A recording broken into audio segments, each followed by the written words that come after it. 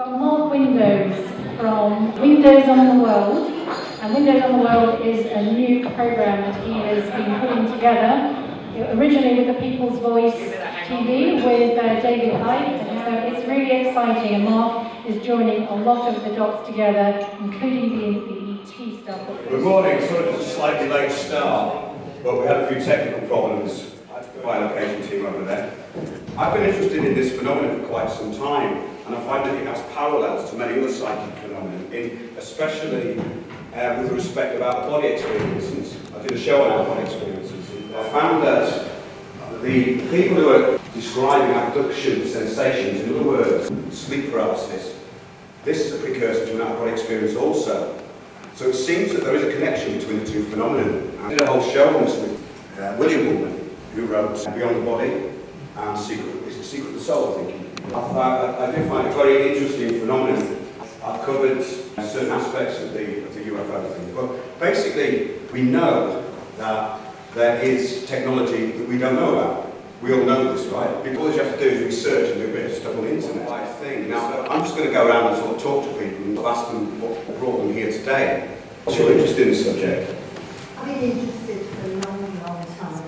Well, I think that's part of the trap as well, because it does appear that our DNA has been switched off in some way. If we've got 97% junk DNA, which is impossible, that ability has been taken out with the 97% DNA that's been shut down. But I think we can activate it again, and that's when it comes in. And I think that's what the media are especially scared of as well, because what you're doing is you're opening up something that you're just not meant to go there.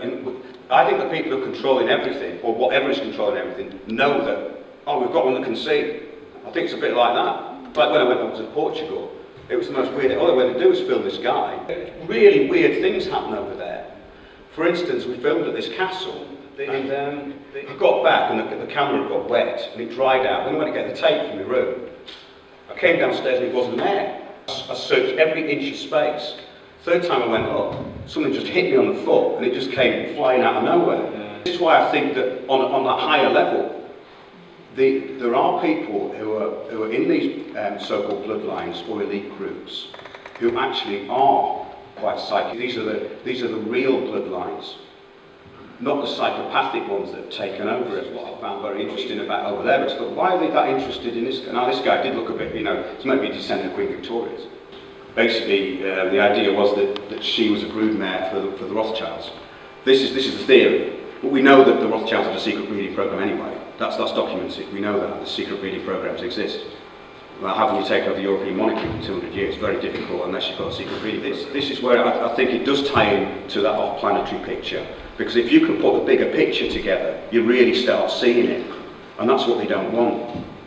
The people in charge are horrifically scared of that, of psychic ability, It's very interesting. I interviewed Lloyd quite a lot, and I found that he had a very, very interesting take on it. What brought you coming into it?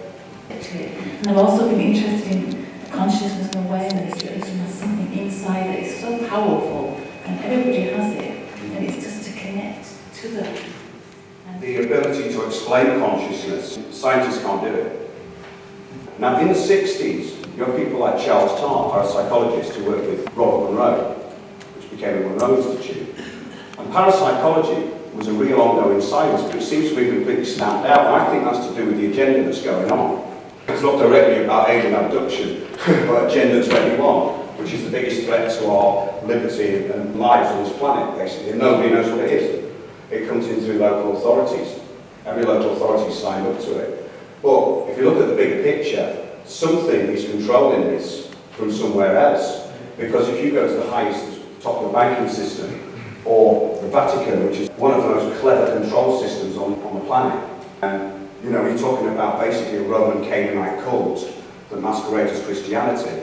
The manipulation of all these interconnected humans are extremely easy to divide and rule, and groups are really easy to divide and rule. We're in a time now where I think a desperation to shut things down on every level. I think that the psychic element tying in with that, I've done a lot of research into bloodlines, which I'll talk later on. That, for instance, there's races that were completely written out of history, like the red-haired giants went all over the planet.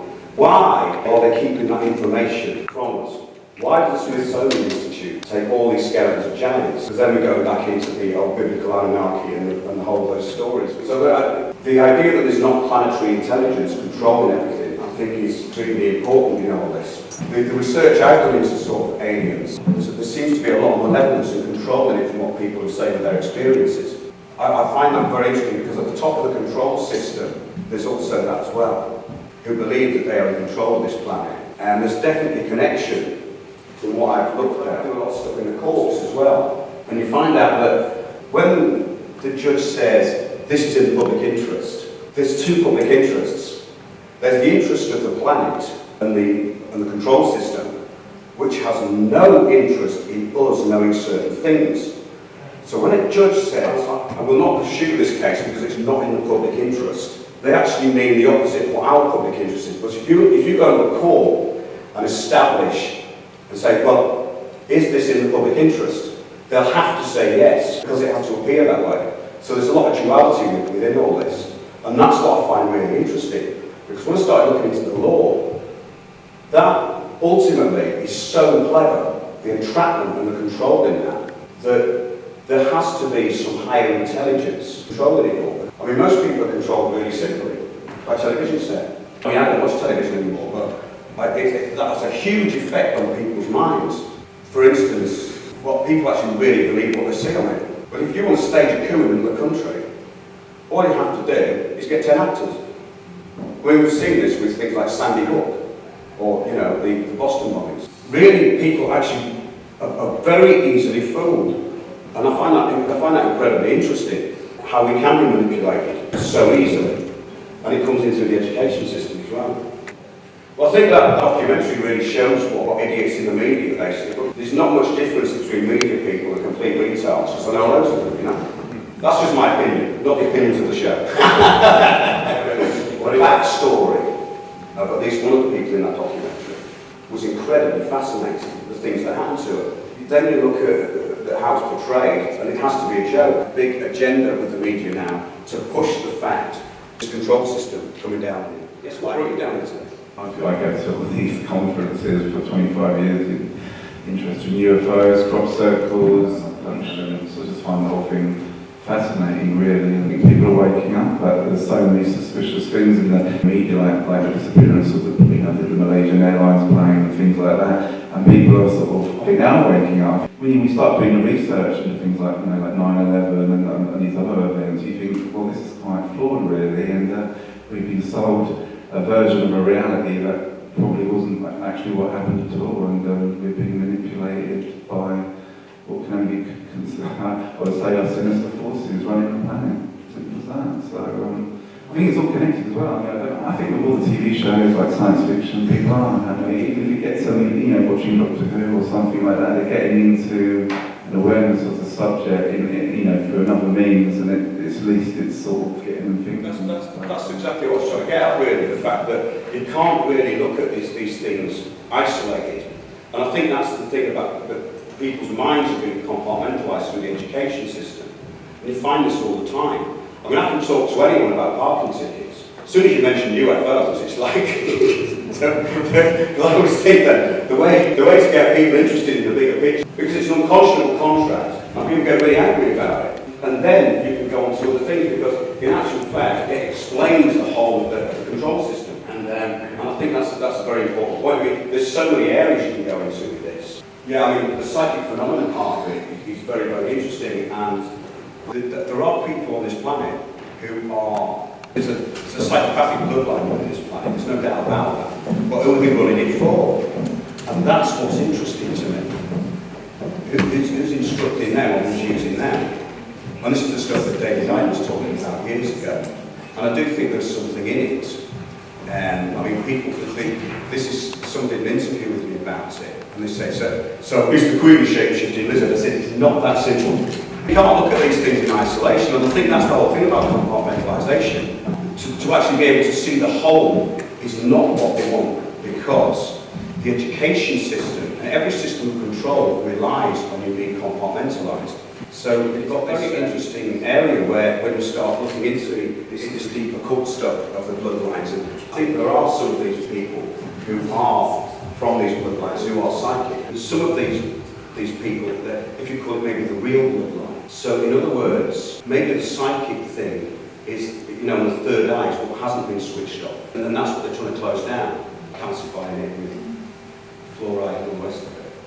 But what I found very interesting was that there does seem, even at the top of these very nasty organisations like the Jesuits, there probably is a force in there that's trying to, there seems to be this occult duality going on, which again is what the system's about. After highlighting the interconnectedness of a range of varied subjects that might otherwise seem separate, interspersed with a chat to audience members asking what brought them to the conference, Mark Windows presents some of the evidence of giants, humans and more. This is an excerpt. I think the computer needs a hard boot. When I see an audience, I immediately think, wow, the bingo must be over. Been in light entertainment for many years. I think everything is interconnected, and to see the bigger picture and put it together is the key to it all. Compartmentalisation, we have a problem with making things fit. People like Lloyd Pye and Brien Foerster. Brien Foerster is in Peru, and for people who haven't heard of him, he's discovered a race that's been pretty much written out of history called the Paracas people, and they have these very elongated skulls. Now, there are definite different species. They're not us, but nobody knows where they came from or where they went. Brien thinks that maybe they were wiped out by the Nazca people.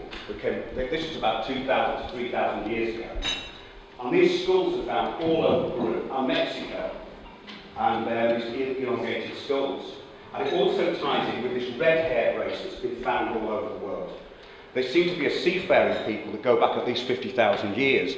Now the red-haired giants, as they're called, have been found all over many, many different continents. They've been found in Egypt, Peru, China, Russia, and all over the Americas. And they're a completely different species. They're very tall, they're between 6 to 7 feet tall, although there were taller ones. The Smithsonian Institute actually took a lot of these off display. For instance, there was giant skulls on display in Malta up till 1967. Two guys actually went into that museum and they got them out of the boxes, and the skulls were very, very large. They're at least twice the size of our skulls. I just find this whole thing very, very interesting. Now, if you go into the Natural History Museum, the first thing you'll see is this is called Lucy. This reconstruction is meant to be a missing link. However, they've never found a missing link because there isn't one. What they did is they found some bone fragments, human and ape fragments, basically, and put them together, and they said, this is what it could have looked like. Now that is a complete hoax. I'm going to show you something that isn't a hoax. This isn't a hoax. That's real, you see. I don't know if you can see. But that's actually a real, that's Woody McDowell, so that isn't a hoax, right? But the Lucy thing is a complete hoax. As soon as you go into the Natural History Museum, confronted with a statue of Charles Darwin, and then you're taken around this little pantomime that goes, these are the stages of human evolution. You find this thing in a minute, which is his wife Lucy, right? Now the thing is, what they do is archaeologists will just make assumptions, and they're only looking for what's in the record according to their remit. So they're never going to find these things. But I wanted to show this video because I think it's extremely important if you haven't seen it, because if we're talking about off-planetary influence and who we really are, and when we go back into looking at the Sumerian tablets, for instance, where you can clearly see on those tablets that gods, whoever they were, are 2 to 3 times our size. The humans were bred as slaves, and they were always naked, and this is where the Adam and Eve story came from. The Garden of Eden, which was actually Iraq, Sumer. That's it. It's Brien Foerster talking about the Paracas skulls. Did coneheads really exist centuries ago in Central America? Take a look at these space alien-like skulls found in a graveyard in western Mexico. They are apparently not space beings at all. Researchers say the practice of deforming skulls of children was pretty common 1,000 years ago. The cemetery was found in the village of Onavas as residents were building an irrigation canal. Archaeologists think that cranial deformation was achieved simply by binding the head in order to alter the shape from a normal human to an elongated human. However, we have examples of skulls that clearly have larger brain capacity than could be achieved simply by deforming the shape of the skull.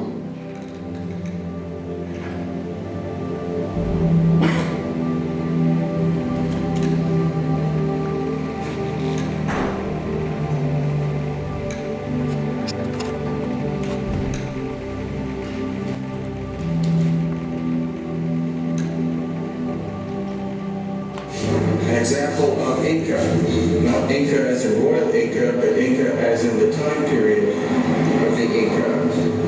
This is a normal shaped skull, and this person's cranial volume was 1,200 cubic centimeters. Now this is an example of cranial deformation. The volume of this skull is 1,100 cubic centimeters. So again, basically normal. And you can tell, obviously, the deformation by the way it was flattened this way. String was wrapped around this way, possibly a board or some kind of material this way when it was a child, and the flattening was done in order to create this shape, which was desirable by these people. Now, another clue here is you see 3 cranial plates, which is normal. Your skull has that. The frontal, and then the 2 parietal plates. Now the Inca one has that as well. It's a normal feature in a human being. And then we come to the Paracas. And this skull is very different from the other 2 I've shown you in many different ways. One thing is, in terms of plates, there are only 2. There's one frontal and there's one parietal. There are not 2 parietals, only 1.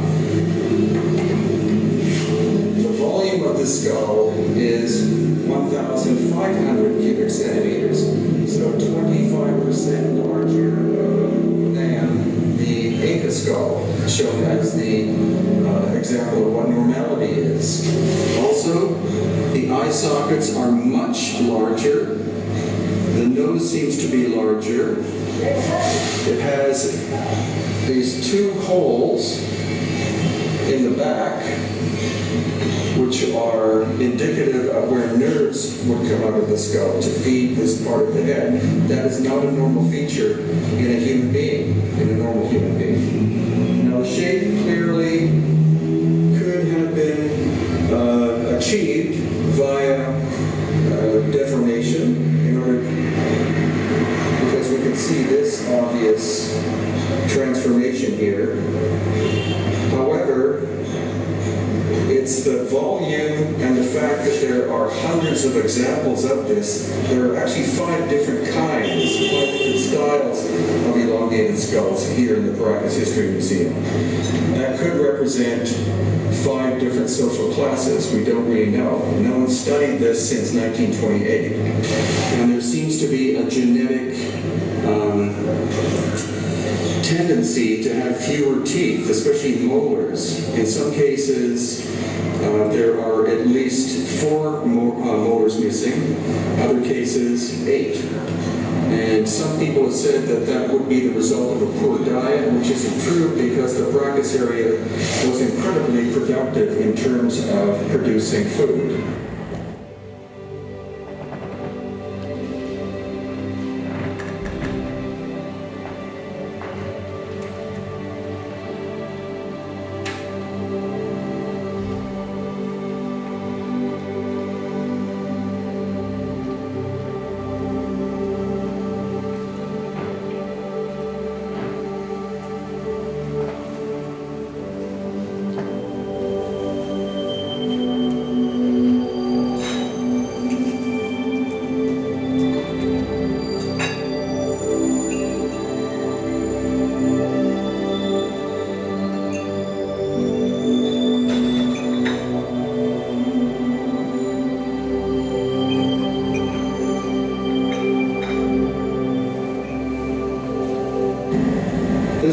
an elongated skull in the Caracas History Museum in Peru. As you can see, the hair color is not Indian. Indian hair is black. Native American people have black hair. This was an auburn redhead. This baby had an elongated skull.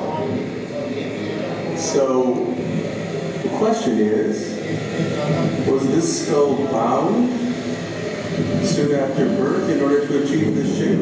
Or under this web, is this a naturally elongated human skull? That is the burning question. You can see this skull is clearly different from you.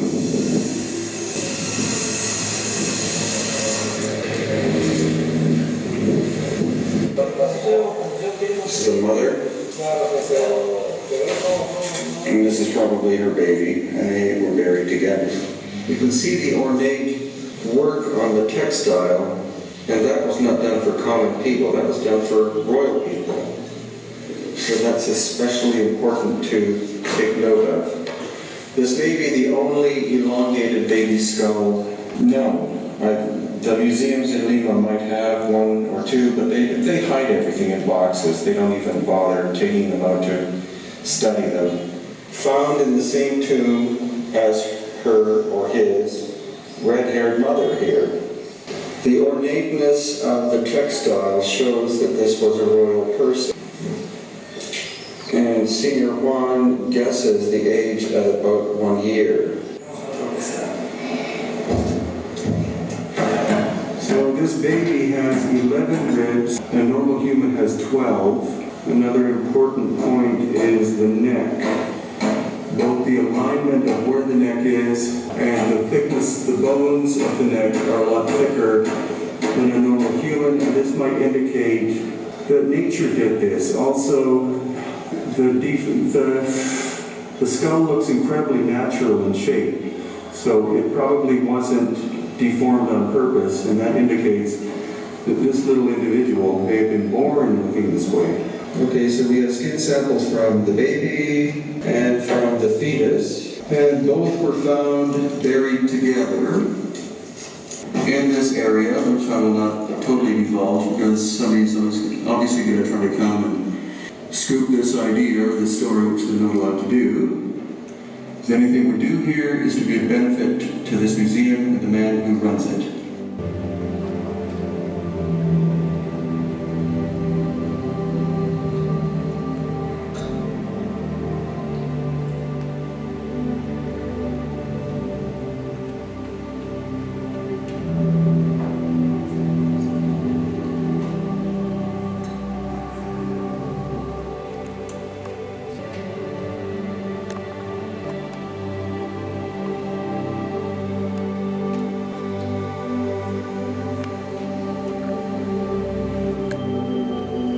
It's quite a long piece, but I think it's very important that people see that because it's little known outside Peru. But this red-headed race seems to have gone all over the world. And they've been written out of history, but the question is why? Because it appears that the Vikings learned a lot of their seafaring skills from this previous race. And if you look how Vikings integrated with the Normans were again a conquering race. Where does it all come from? And this is why I think Brien's work is really important. But when I started looking into the red-haired gene and the rhesus negative, the rhesus negative is very fascinating because a lot of people who are getting into this field are rhesus negative. Now the rhesus negative thing can actually be dormant. You may not know the rhesus negative, but it's simply something happening. A lot of people who are putting the bigger picture together I've got rhesus negative, and the rhesus negative is a very anomalous gene because if two rhesus negative adults breed, the first baby will survive, but the antibodies kill the second. It's a very strange thing. It appears that, so where does this country fit into it all? What we've been told is absolute rubbish about history. Well, what does Britain mean? Brit is covenant, it's Hebrew for covenant, and Ain is spelled A-I-N or A-Y-I-N in Hebrew, and it means an area in the northeast of Canaan. Now we know that these red-headed people went all over the world. Scotland and Ireland have a very high rhesus negative, obviously a lot of red-headed people. The Basque region of Spain, I think their rhesus negative is about 50% there. The Basque people always say in their folk tales and their songs that they don't know where they came from. This is a very, very interesting thing, because if we're looking at these megalithic sites all over, Britain has an amazing amount of standing stones and a huge energy grid tying into these ley lines. I think this all does really tie into the off-planetary thing in a very big way. If you're looking at the Giza pyramids, as we all know, that could be part of some kind of power plant. The free energy thing seems to be what's being hidden from us. And the technology, this rhesus negative thing seems to be tying into quite a lot of this stuff that's been hidden. I also found out that there's a lot of rhesus negative children being taken by social services. Maybe this is a conspiracy theory. I don't know, I'm at the very initial stage, but there does seem to be quite a lot in it. But when we look at these megalithic cultures that went all over the world, there does seem to be a uniformity in the kind of construction. You can compare it to the Inca, something like as good. I mean, you're looking at huge rocks that have been fused together. You can't get a fingernail in the cracks. Nobody knows how they did it. And Baalbek in the Lebanon, you know, they've got 1,500-ton stones there. Nobody knows how they got them there. Brien says that the quarries could be 70 miles away. Nobody knows anything about how they got there. Totally anomalous. And in Russia, they've just found a 3,000-ton one. I'm just going to show you this video. There is something we're not being told about where we come from. Visiting Inca country, which is the area around Cusco, I noticed automatically that there were very great differences between so-called Inca constructions. Some of them were very simplistic in terms of field stone being stacked on top of each other with adobe mud. And then next to that site, you would have buildings or sections of walls where you have what looked like machine-cut stone without any mortar, and so precisely close to each other that you can't even fit a human hair in between. And so obviously I saw this as an anomaly, and through time been able to figure out that the Inca civilization were not capable of some of the buildings and walls that are attributed to them.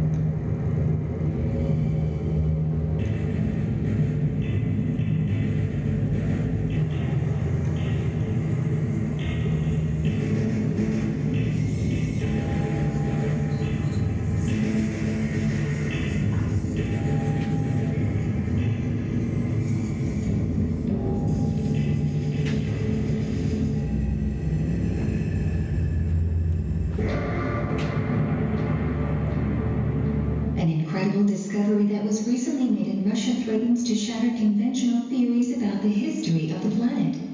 On Mount Shoya in southern Siberia, researchers have found an absolutely massive wall of granite stones. Some of these gigantic granite stones are estimated to weigh more than 3,000 tons, and many of them were cut with flat surfaces, right angles, and sharp corners. Nothing of this magnitude has ever been discovered before.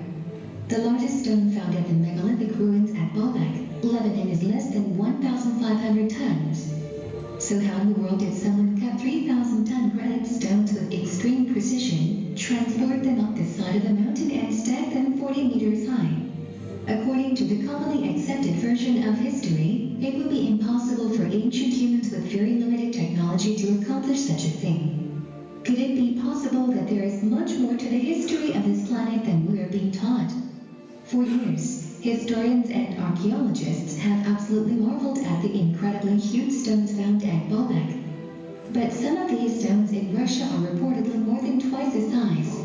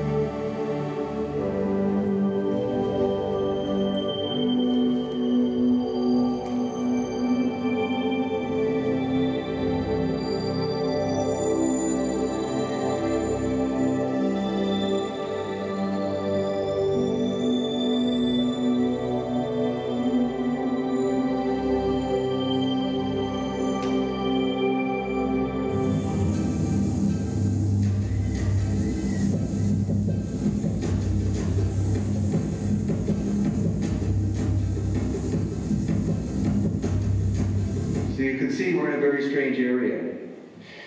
This block of andesite weighs 15 tons. The quarry is 70 kilometers plus.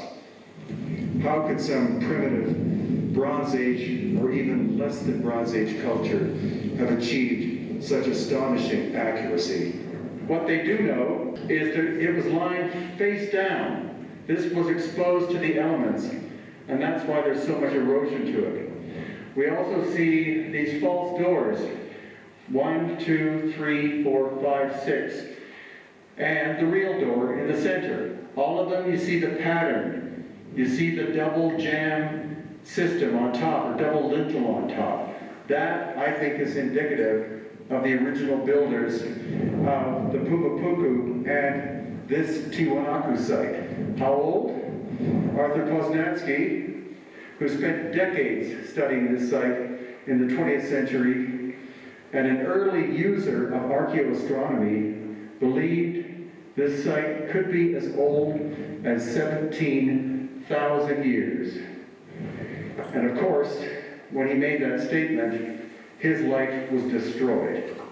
Well, this site is one of the strangest ancient megalithic sites on Earth, and the reason why it's so strange is that the stone surfaces are incredibly flat. And when I say flat, I'm saying within a few thousandths of an inch, or even possibly within 2 10,000ths of an inch of being flat. And I've taken a number of engineers there, and they've all stated that categorically that this could not have been done with hand tools, and especially not with the primitive hand tools of the Bronze Age civilization called the Tiwanaku. Yes, I mean, there are people who are stating that it was possible to do this, and they could have done it with metal alloy chisels and then just polished the surfaces. Also, they're stating that the angles are not perfect, and there's no kind of sophisticated technology involved. What would you say to that? Well, the intriguing thing is that there are very few 90-degree angles. Instead, we have much more complicated angles than that. The famous H blocks, which are there are about 8 or 10 of them left. There could have been many more of them, but they are actually dovetails. So the interior is actually wider than the exterior aspect, as if something would come down and lock into place. Again, engineers, including Chris Dunn, author of the Giza power plant, he was there with precision instruments that he uses in the aviation industry, because he was an engineer designing parts for jet engines. And so his precision squares and precision rulers that he uses found that these surfaces were exceptionally flat, at least as flat as a glass tabletop. Blocks as large as 130 tons. They're from a known quarry 10 kilometers away. And the andesite, which is the gray stone, they found that quarry, and it's more than 70 kilometers to the north and presently underwater. So the question is not only how did they access the stone, but how did they move it, and then how did they shape it to this incredible level of precision? Those sites in Russia, not many people know about that. So all this rubbish that they teach us about, oh, well, of course slaves built the pyramid, the Great Pyramid, you know. I mean, it doesn't really stand up there, does it? Because that's right in the middle of nowhere. And what was it for? The fact is, when it comes down to it, we don't know. They don't tell us this stuff. I go back to when I was at school. What a waste of time. People like Brien Foerster, he's going out there, he's just an ordinary guy who's going exploring out in Peru. And it's almost every time he goes out, he seems to come back with more skulls. I mean, it's not as regulated over there. And that's what I've been trying to explore for quite a while. This interconnectedness of really who we are. Because there seems to have been some great catastrophe. There's been obviously quite a few. You know, but the point is that we seem to have collective amnesia as to who we are. And that may explain why this interdimensional connection, because the alien thing is not, it's extra-dimensional as far as I can understand it. That's why I think they're trying to shut it down, and there's people waking up to it. But I'm just going to give you a few examples of mind control and how mind control works. because a lot of this has been done through television, and the first thing everyone should do is just get rid of your television, basically. Because the whole idea of that Roman cult is to collect bones. If they don't want one of the popes to be able to lead the planet, they encase them in lead, basically. It's a place in Poland. I mean, that's the Catholic Church. But there does seem to be this obsession with it. And I think this off-planetary influence is definitely tied in with people who are bringing down a really, really low-level vibration to shut everything off. And it is all about vibration and energy. There's no doubt about that. Because when you have these out-of-body experiences, of your true psychic self, you feel brilliant afterwards. You feel like elated for days. You have so much energy. But the whole system is about taking that away. Every single part of it, and it's getting worse and worse and more draconian. So what we need to do is open up to our higher selves, interlinking these psychic phenomena. Because I don't think I've ever had an alien abduction as such, but I did have what I would call an out-of-body experience with an alien entity in it. But it was leading me to somewhere. It's funny how you don't see things, you actually absorb them. You absorb the awareness of everything. Yeah. And this was dressed up as a human woman. But it was an alien. And that sounds like, you know, I'm a pretty rational sort of person. That was a definite thing that happened to me out of body. I know that, yeah. Because I studied the out of body experience. I did a whole course on it, of how to induce them with the International Academy of Consciousness. Do you just want to wrap up there? I was just going to say, after 16 years of being alien abduction counsellor, there are varying bloodlines and backgrounds that are all connecting up. I ask them, you know, what their backgrounds are and things like that, and 9 times out of 10 they're falling into these certain categories, which are all around the world, and it's really, really interesting. All the indigenous peoples and Jewish people. Contract. The parking ticket is the most unconscionable contract going, and there's no injured party, right? Now, the point is that if you explain that to someone in a pub, they'll get that straight away. As soon as you go into anything extra dimensional, bollocks, mate. Bollocks. You know. I prefer Millwall. You know, and which may be a good place to wrap it up, actually. I'll wrap it up with a little joke. What's the difference between a Millwall supporter and a Jehovah's Witness? A Millwall supporter turns up on your doorstep and tells you to fuck off. All right, everybody, I better leave it there, otherwise I could go on all day. I hope you enjoyed that, and I hope it was in some way interesting. Thank you very much.